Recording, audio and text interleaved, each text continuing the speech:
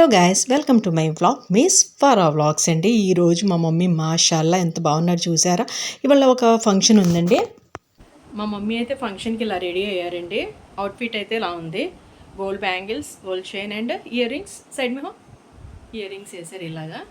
So సింపుల్గా ready అయ్యారండి. మా చిన్న మావయ్య అంటే రెండో మావయ్య వాళ్ళ ఇంట్లో ఫంక్షన్ ఆల్రెడీ నా బ్లాగ్లో చూశారు వాళ్ళ హౌస్. సో టోటల్ లుక్ అయితే మమ్మీది ఇలా వచ్చిందండి.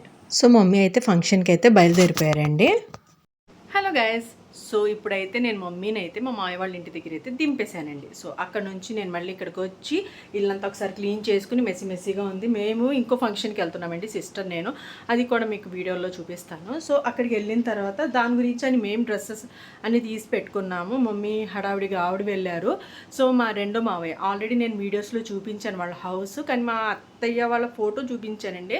సో నేనైతే ఇన్షాల్లా మళ్ళీ అక్కడికి వెళ్తాను మమ్మీని తేవడానికి, అప్పుడు వీడియోలో చూపిస్తానండి. దాని తర్వాత నేను చెల్లి అయితే ఇప్పుడు రెడీ అయిపోతామండి. ఇల్లు కూడా కొంచెం క్లీన్ చేసేసుకుంటాను. మమ్మీని దింపొచ్చాను కదా, చెల్లి రెడీ అయిన తర్వాత నేను రెడీ అయిపోతాను. దాని తర్వాత మీకు మళ్ళీ కలుస్తాను, ఓకేనా. సో గాయస్, మాకు వచ్చి ఈరోజు 2 ఫంక్షన్స్ అండి. ఒకటి మా రెండో మావయ్య వాళ్ళ ఇంట్లో వాళ్ళ మనవడికి స్నానం అవి చేయిస్తారు కదండి, చట్టి అంటామండి మేము, చిల్లా చట్టి, ఆ వాటర్ అండి వేస్తారు. ఆ ఫంక్షన్ అయితే ఉందండి. సో మాకు ఇంకో ఫంక్షన్ ఏంటంటే మా కలీగ్ మేడం ఒకళ్ళు ఉంటారండి, వాళ్ళ పాప లంగావని ఫంక్షన్ అండి. మరి 2 అటెండ్ అవ్వాలి కదండి, 2 మాట ఇచ్చాము. సో నేను ఏం చేశానంటే ఫస్ట్ మమ్మీని అయితే తీసుకుని వెళ్ళి అక్కడ దింపేశానండి. మా మావయ్య వాళ్ళ ఇంటి దగ్గర అయితే దింపేశాను. మమ్మీ హ్యాపీగా వెళ్ళిపోయారు. నేను సిస్టర్ అయితే ఇక్కడికి బయలుదేరిపోయామండి. యాక్చువల్గా ఏంటంటే మేము అక్కడ ఉండాలి, కానీ ఇంకా మాకు ఇంకా ఆడపిల్లలకి ఏం పని ఉంటుంది, పెద్దోళ్ళు కాబట్టి మమ్మీ ఉంటారులే అని దింపేసి వచ్చేసానండి. సో ఇక్కడైతే ఫంక్షన్ అయితే మేము బాగా ఎంజాయ్ చేసాం గైస్, చాలా బాగా చేశారండి. ఇది పేరుపాలెం దగ్గరండి. ఇది ఫంక్షన్ హాల్ వచ్చి పేరుపాలెం. ఇంకా లాంగ్ పడిందండి, చాలా లాంగ్ పడింది చెప్పాలంటే. ఫస్ట్ మమ్మీని మావి వాళ్ళ ఇంటికి దింపి మళ్ళీ అక్కడ నుంచి వచ్చి రెడీ అయ్యి అబ్బబ్బ నాకైతే హడావిడి అయిపోయిందండి. ఇంకా మధ్యలో వ్లాగింగ్కి అయితే ఏం వీడియోస్ అయితే తీసుకోవడానికి అవ్వలేదు గైస్. మీకు తెలుస్తూనే ఉంటుంది, ఇంట్లో ఫంక్షన్స్ ఎక్కడికైనా వెళ్ళాలంటే మొత్తం అంతా హర్రీ బర్రీ ఉంటుంది guys.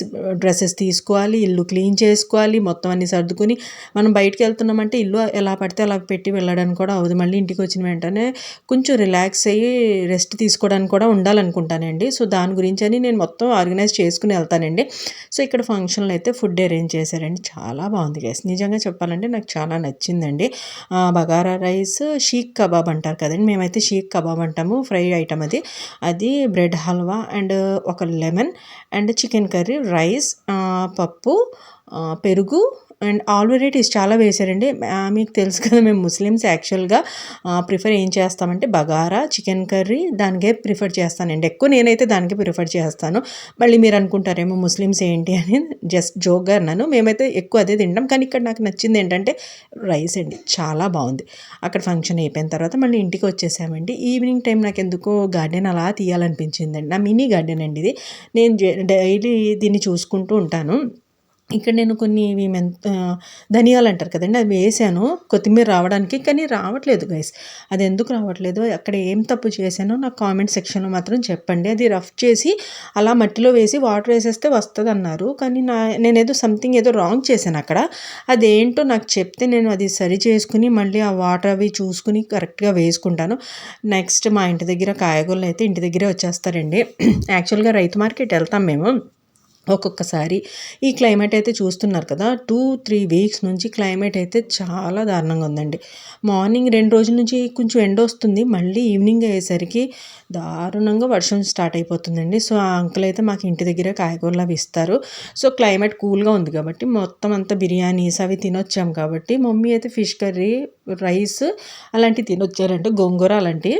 So the next day, so ఆ రోజైతే మమ్మీ బజ్జీ, అట్టికాయ బజ్జీ అండ్ టీ ఇచ్చేసారండి. ఇది నెక్స్ట్ డే ఆఫ్టర్నూన్ అండి. మార్నింగ్ అయితే చాలా కూల్గా ఉంది క్లైమేట్. సో నేనైతే ఒకసారి లెగ్సి బ్రేక్ఫాస్ట్ చేసేసిన తర్వాత మళ్ళీ పడుకున్నానండి. ఇంకా బోన్ చేయవా, లెగు అని లేపారండి. సో లంచ్లోకి అయితే bagara rice and chicken curry చేశారండి మమ్మీ.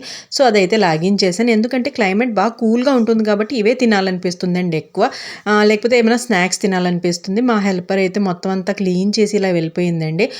కాసేపటికి ఇలా ఎండొస్తుంది. మళ్ళీ కాసేపటికి చల్లగా అయిపోతుందండి. మీ ఊర్లో ఇలాగే ఉందా క్లైమేట్? ఇది 27 వరకు ఇలాగే ఉంటదని చెప్తున్నారండి. మరి ఏమో దేవుడు ఏం చేస్తున్నాడేమో! కానీ క్లైమేట్ మరీ ఇలా రోజు ఉంటే కూడా చిరాకొచ్చేస్తది గైస్. ఫస్ట్ ఆకలేసేస్తుందండి ఫుల్‌గా. చాలా ఆకలేసేస్తుంది. సో, రోజు బగారా ఏంటి అని మమ్మీ తిడుతున్నారు. నాకు అదే తినాలనిపిస్తుంది. సో, బయటకొచ్చానండి. నేనైతే లంచ్ చేయాలి ఇప్పుడు. మమ్మీ అయితే తిడుతూనే ఉన్నారు నన్ను. "నువ్వు తినవా ఇంకా?